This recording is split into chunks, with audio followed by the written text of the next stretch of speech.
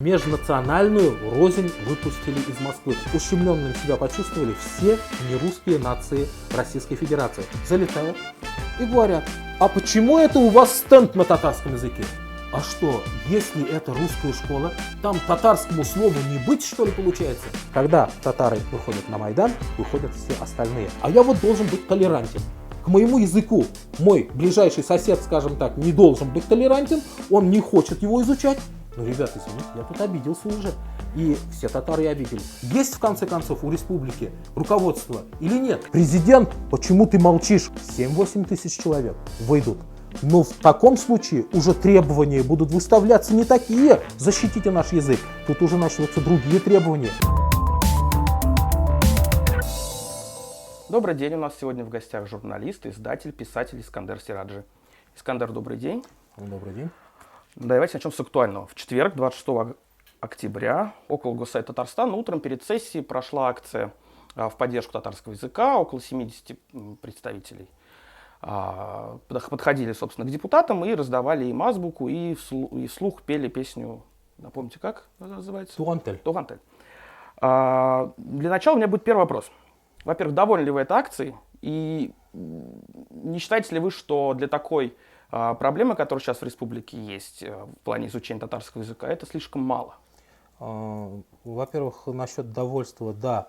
То, что акция прошла, я доволен. То, что так мало народу пришло, это я недоволен. Вот смотришь в соцсети, все говорят: о, надо какие-то меры предпринимать, все такие храбрецы, защитники языка, защитники Конституции Татарстана. А когда смотришь,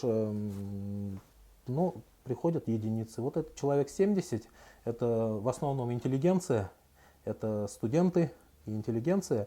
Несколько певцов было и артистов, несколько всего было. Да? В основном журналисты и писатели. Вот. В основном журналисты, даже писателей очень мало было там. Несколько писателей и поэтов только было. Поэтому организовали это буквально вчера вечером, именно в соцсетях.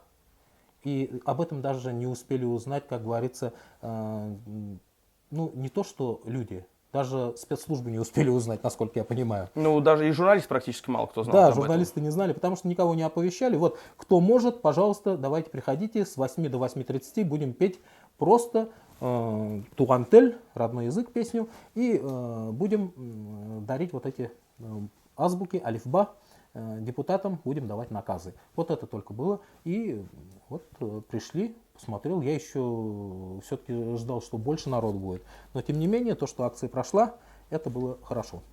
Судя по видео, к вам, радио Затлык вело прямую трансляцию в своем фейсбуке, к вам подходил Александр Царевский, это небезызвестный сотрудник полиции, который приходит на все массовые акции. Хотелось бы понять, что он вам все-таки говорил.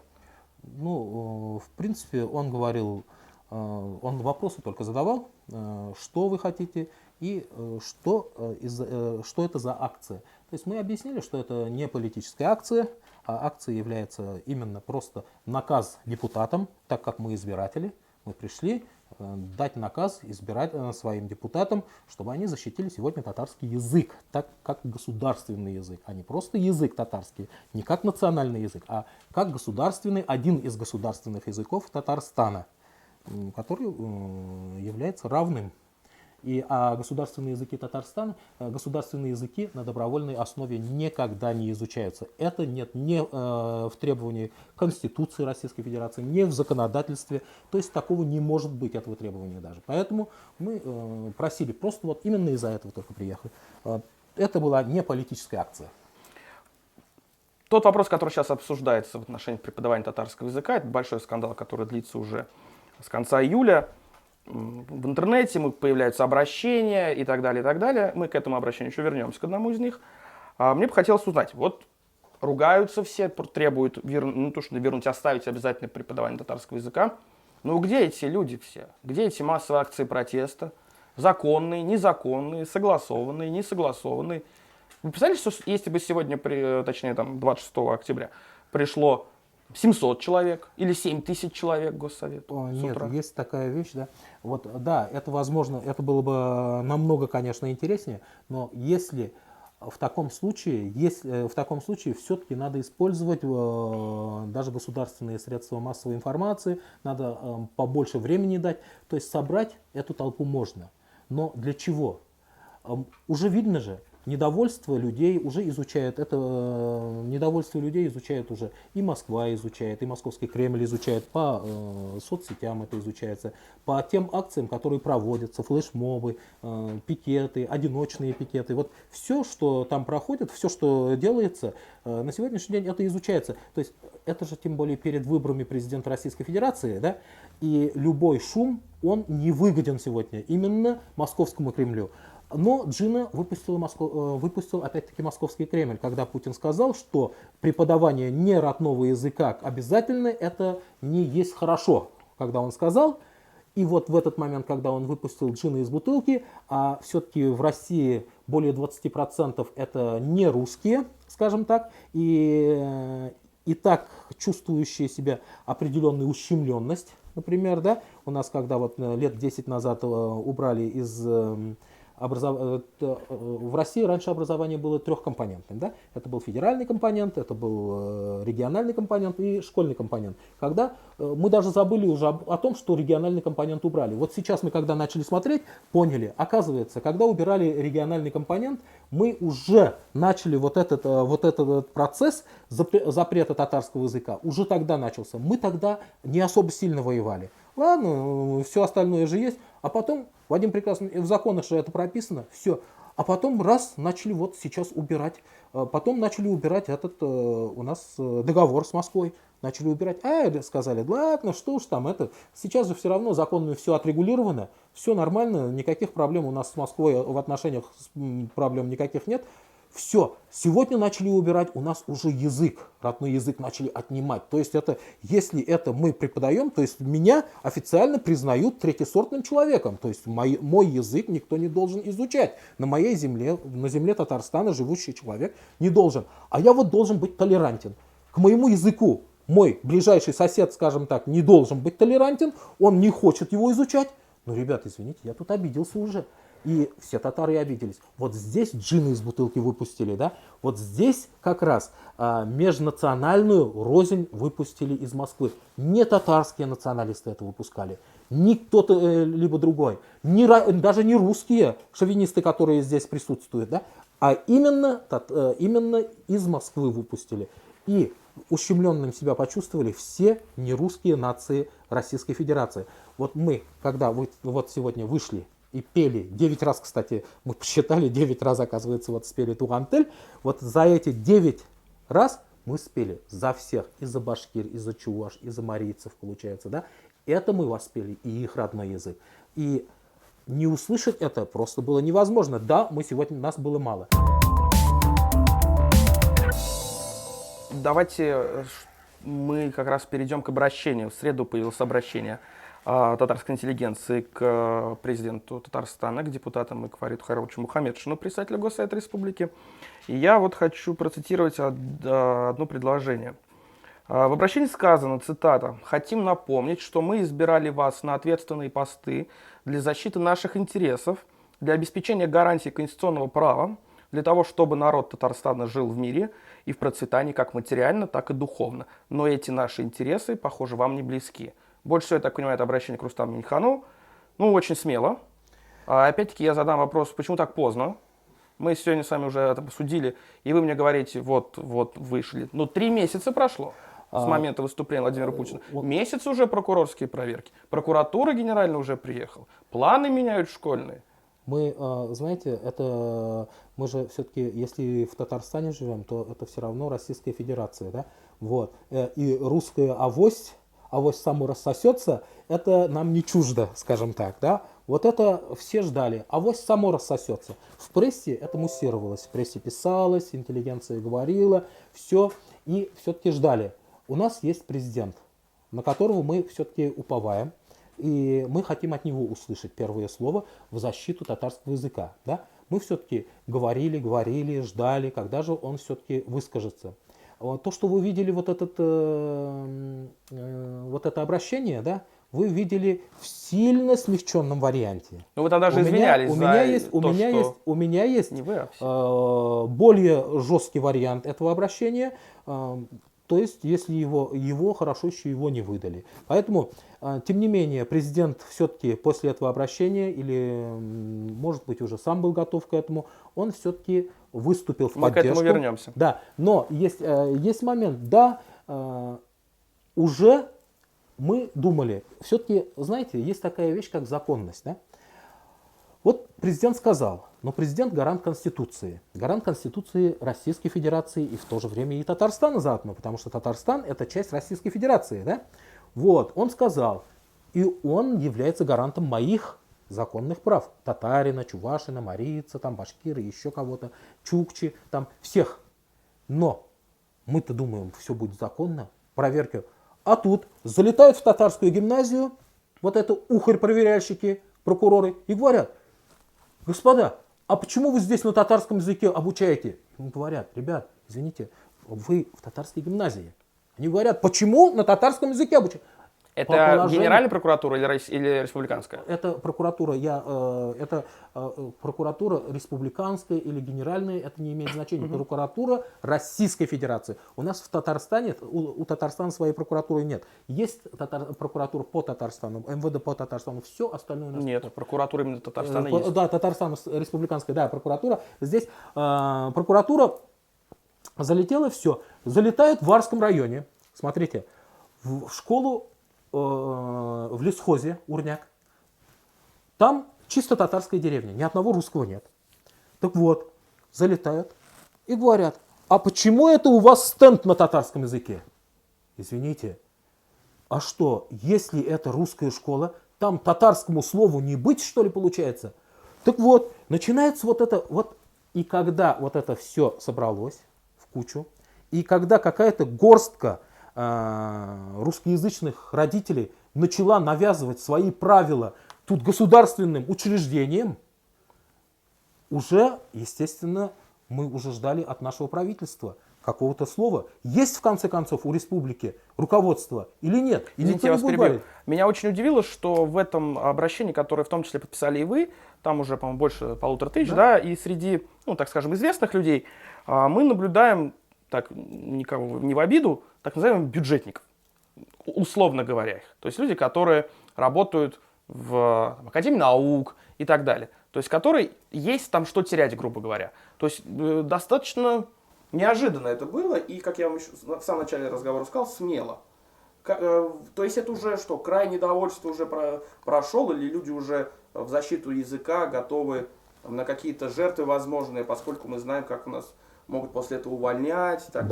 Да, люди готовы и к этому, потому что сначала люди осторожничают. Я даже одного поэта, вот молодого поэта, один раз, когда готовили письмо, он по своей почте испугался, один молодой поэт испугался переправить мне даже вот письмо, которое на подпись.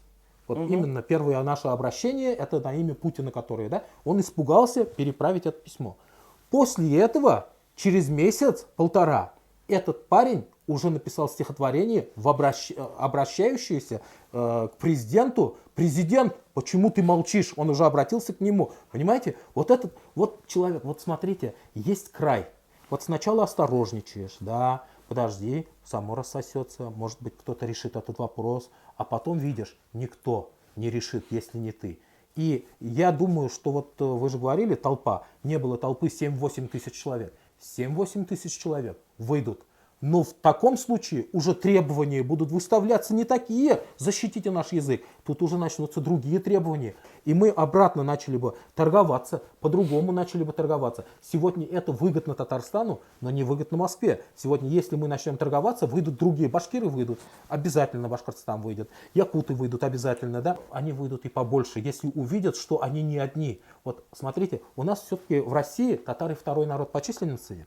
И все нерусские нации смотрят именно на татар. Как поведут себя татары. Когда татары выходят на Майдан, выходят все остальные. Мы пока еще немножко, да, мы в политическом плане немножко потеряли, когда вот с этим договором потеряли, в какой-то степени мы немножко потеряли, но тем не менее первенство в этом плане мы еще не потеряли. Поэтому я не думаю, что сегодня не надо заигрывать именно так жестко играть с нами. Здесь еще пытаются, сейчас федеральная власть пытается сохранить лицо, и местная власть пытается сохранить лицо, да, и при этом к какому-то компромиссу прийти. Вот как у нас сохраняет лицо местная власть, как раз я хочу поговорить. Ага.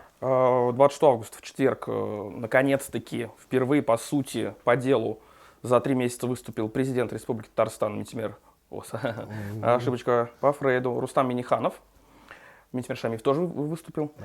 И, то есть он достаточно был большое у него сообщение, 10-минутное, и он, собственно, сказал, что он задался вопросом, зачем терроризировать директоров школ, которые сейчас должны менять учебные планы директора и так далее, которые, собственно, на данный момент страдают, наверное, больше всего. Он отметил, что вина, наверное, есть у всех нас, говоря о правительстве и властях Татарстана, но никак не у директоров школ. И он напомнил, чтобы мне было очень интересно, что школы проводят все выборные процессы, по сути, намекнув очень толсто Владимиру Путину о том, что у нас в марте грядут президентские выборы, на которых, если так будет федеральная власть вести, это опять-таки моя трактовка того, что сказал Рустам Минниханов, но и могу себе позволить, что 90% вам, Владимир Владимирович, не видать. Вообще, как вы относитесь к сегодняшнему, так называемому, посланию Рустама Минниханова, довольны ли вы им? И он сказал, что мы, я сейчас процитирую, он еще сказал, что как так язык может быть добровольным, нигде в мире такого нет. И, собственно, вот это было Он основное. еще и упомянул Швейцарию, где 4 государственных языка, 2 из которых изучаются обязательно по выбору, да? По выбору, но обязательно. То есть это понятно. Вот смотрите, здесь, конечно, да, интересно, вы интересно трактуете, конечно, да, но дело в том, что это политика. В политике есть определенное место для торга, то есть напомнить, если подзабыли, господа, извините, вот это школы проводят выборы. Во-первых, наш президент Рустам Нургалевич в этом случае не сказал, что там вот они вам 90% создают. Да? Он сказал, что именно директора школы организовывают, потому что у нас избирательные участки в основном в школах, в клубах или в каких-то, вот в основном в школах и в клубах в Татарстане. Да. Насколько я в других учреждениях не видел, в институтах, в вузах, может быть, это есть избирательные участки. Да? Но то, что он сказал, и то, что вы так поняли, я тоже это точно так же мне кажется, понял. там не так много трактовок. Я думаю, да, здесь очень хорошая трактовка, да, но, тем не менее, это действительно так. Вы когда-либо видели, чтобы в России выбирали кого-либо 90%, там 83%, Кемеровская 86%, область, да, или там 100%, как в Чечне, например, 101-102%, да, 146. Да, так не бывает, да, у нас в России. Поэтому... Но, тем не менее, каждый, которого выбирают, хочет, чтобы у него побольше было, чтобы он более легитимнее легитимного был, как говорится. Но, тем не менее, вот если честные выборы, там совсем другие результаты показывают. Были у нас уже честные выборы в нескольких, там, например, выборах в нескольких избирательных участках, когда не получились ни вбросы, ничего. Оппозиция получила абсолютно, фактически большинство получала, да, поэтому... Попытки такие уже были. Поэтому сегодня я думаю, что напомнить это было не лишним. Потому что это не только Татарстан. Это же опять-таки все национальные республики. И везде в школах это проходит. И потом действительно, а чем виноваты директора школ? Если в Конституции Татарстана татарский язык является государственным языком, а изучение государственного языка даже в Конституции Российской Федерации является обязательным. То есть, а у нас 2 языка, татарский и русский. И эти языки мы изучаем в обязательном порядке. Несмотря татары мы, русские и так далее. Мы граждане Татарстана в первую очередь. Извините, пожалуйста. Также вот ключевая вещь, сказанная сегодня Рустамом Миннихановым. Он заявил, что республика, это не цитата, что республика найдет общий язык с федеральным центром. Как вы вот верите? Да, потому что лицо же хотят сохранить все. Я же говорил, вот уже лицо хотят сохранить и местная власть, и федеральная власть. Федеральная власть поняла, что выпустила джина из бутылки. Вот. А местная власть, сегодня вертикаль власти настолько построен, так жестко построен, что не может ослушаться Москвы. Поэтому здесь у местной власти выбор не очень большой. А какой может быть компромисс? Компромисс Учитывая эти проверки Генпрокуратуры, они уже которые сейчас определенный проводят. компромисс нашли. Где? Этот определенный компромисс уже нашли было. Вчера об этом даже заявляли в какой-то степени. Якобы можно сделать так, что До 9 класса. 10 и 11 классы татарский Это был язык не убрать. компромисс, это была резолюция, которая в Доме дружбы народов заседания Да, была. вот Это не федеральная власть. Нет, это не федеральная власть, но тем не менее это какой-то компромисс. Тут и федеральная власть сохраняет лицо, тут и получается и местная власть как бы сохраняет язык, преподавание национального языка, государственного языка, получается, здесь в какой-то степени, но это все равно отступление, это очень большой шаг назад. Поэтому в данном случае, скорее всего, было бы очень хорошо, если бы федеральная власть сказала: извините, мы вот не учли вот этих национальных особенностей, да, это было сказано сгоряча, поэтому должно остаться так, как есть. В данном случае это было... Чтобы Владимир Путин сказал, что, извините, я сказал сгоряча? Вот это было бы самым правильным для него. Да? Да он никак не признает Господь. Но если он не признает этого, может получиться не самые лучшие результаты он может получить, например, и на выборах. Но у нас, к сожалению... Но он бы вряд ли об этом говорил, Нет, если бы этого боялся. К сожалению, в России, да, у нас в России не так... Результаты выборов зависят не от того, как голосуют, а от того, как считают. А мы цитируем да, Сталина. Это уже, да, вот самое время. Да, от того, как считают. Поэтому здесь будут считать, наверное, скорее всего так, но могут и не посчитать. Могут и по-другому это быть. А потом еще, я же говорил, опять джин из бутылки.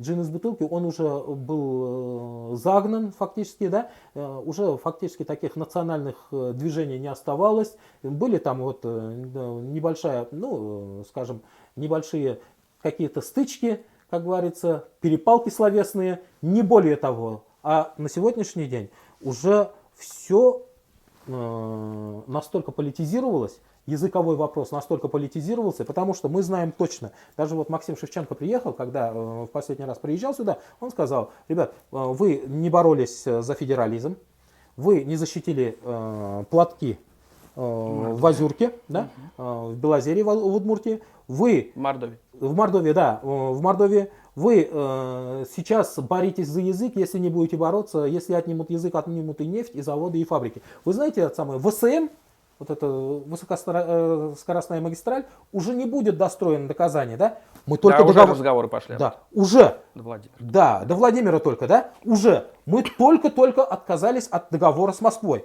Москва с нами уже в этом плане уже подарки не дарит, не заигрывает, да, уже первопрестольное, скажем, Казанскому ханству ничего уже не дает. Значит, получается, уже пороховой завод может уйти, да, нам говорят. Ну, а сказать, что да, это не вранье. Да, еще вилами на воде писано, то, тем не менее, уже еще какие-то мероприятия могут быть отменены. Мы же еще не знаем, что у нас отняли и что у нас могут отнять в дальнейшем. Но уже предсказывания, скажем, Максима Леонардовича сбываются уже. Он это несколько недель назад сказал, и уже вот сегодня это все сбывается. Поэтому и мы уже тоже поняли это, что надо бороться до конца. Здесь уже не, вот вы говорили, там бюджетники даже, да, здесь уже не за бюджет хвататься будут, не за это хватаются. Люди, вот я видел сегодня чиновники, государственные чиновники были, и они стояли рядом с нами, пели, молодые чиновники, у которых вся карьера впереди. Я вот нескольких чиновников видел там. Кто это? Не обязательно это говорить, кто да, это. Они на видео есть. На видео, вот пусть эти службы на видео и находят их, если надо, да, вот, поэтому, но не моими устами это было сказано. Я писал все, я писал драматургию, я писал стихи, я писал все, да, прозу, публицистику, я только доносы не писал, поэтому, вот, лучше уж до этого тоже не дойдем. Вот, поэтому я могу сказать одно. Сегодня борьба, скорее всего, вот сегодня успокоительные речи были. Президент, вот вы же говорили вначале, как относитесь, да, к речи президента сегодняшней. Я очень хорошо отнесся то, что он сказал, изменений никаких не будет. И Минтимир Шарипович Шаймиев, сегодня госсоветник, сказал, что это как до конца года не смогли потерпеть, что ли, да. Это тоже хорошо. Но все это, я считаю, что это пока еще не окончательный вариант. Это окончательное решение не было принято. Не было это принято на уровне законодательном. Поэтому еще успокаиваться рано, но тем не менее уже есть какая-то надежда. Наш президент с нами. наш бывший президент тоже с нами оказывается. И все-таки и депутаты, которых мы сегодня видели, вот, например, те же, которые заходили, с которыми мы встречались, они тоже нас заверили о том, что они очень даже надеются, что примут решение в пользу обучения на татарском языке, обучения государственного языка. Поэтому я думаю, что у нас еще в Татарстане есть определенная политическая воля, но хотя бы я хочу в это верить. Ну, надеемся, что они хотя бы спустя 3 месяца наконец решили что-то высказаться и надеяться начали только сегодня. Спасибо вам большое. У нас сегодня в гостях был журналист, издатель и писатель Искандар Сираджи. Смотрите нас на нашем сайте delreal.org, в наших социальных сетях и на канале YouTube. До новых встреч!